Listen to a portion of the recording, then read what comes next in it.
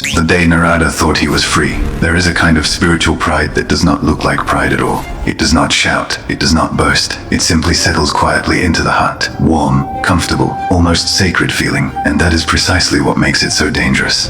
This is a story about that pride, and about the one force in the universe powerful enough to dissolve it. Narada was no ordinary soul. He moved through the three worlds like light moves through water, effortlessly, beautifully, touching everything without being stopped by anything. He carried a veena in his hands and the name of Vishnu on his lips. His devotion was not performed, it was his very breath. He understood Maya, not just intellectually. He had felt it, studied it, seen it trap even brilliant minds. He knew how illusion worked, the way a craftsman knows his tools. And so one morning a thought arose, quiet, almost gentle. I have moved beyond it. Maya cannot touch me now. It did not feel like arrogance, it felt like clarity. He went to Vishnu. The Lord was resting, that familiar half-smile resting on his face like moonlight on still water. Narada shared his understanding with confidence. He spoke of his long journey, his unwavering remembrance, his freedom from attachment. Vishnu listened without interruption, without argument, without correction. He simply smiled and said, "Come, walk with me." They walked into a desert.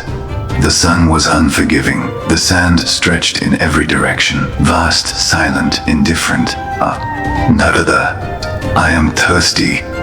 Could you bring me water from the village ahead?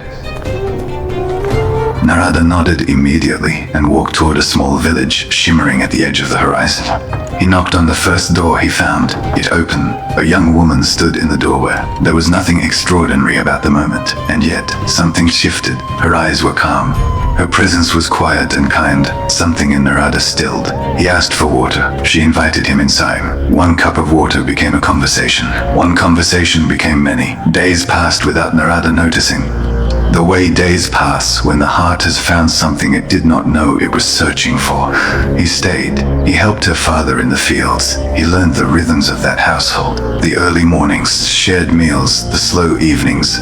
And in time, with the blessings of the elders, Narada married her. Seasons turned. Children were born, 3 of them, bright-eyed and full of laughter. Narada built a home with his own hands. He farmed. He worried about the rains. He celebrated small harvests. He held his children as they slept. His life was real, completely, undeniably real. 12 years passed like a single long breath. Then the sky changed. Dark clouds gathered at the edges of the world and moved inward, heavy and purposeful. River found them up gently, but with fury. The river behind the village rose without warning. Narada grabbed his wife's hand. He lifted his youngest child. He called to the others, but the water was faster. He came in wolves, not waves. His eldest son was swept away first. There one moment, gone the next. Then his second child. Narada screamed, urged, but his arms found only God. His wine, the fingers were in his for one last second, and then they were not.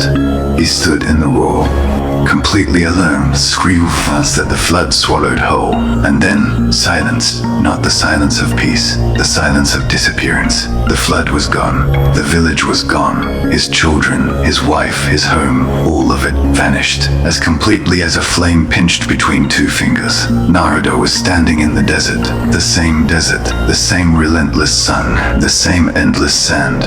And Vishnu was beside him, exactly where he had been, smiling that same gentle, unreadable smile. Narada, the Lord said quietly, "Where is my water? I have been waiting only a few minutes." Narada could not speak. 12 years, a wife, 3 children, a home built board by board with his own hands, love that had felt more real than anything he had ever known. A few minutes. Tears came, not the tears of grief alone, but the tears of someone who has just seen themselves clearly for the first time in a very long time. He had believed he was free.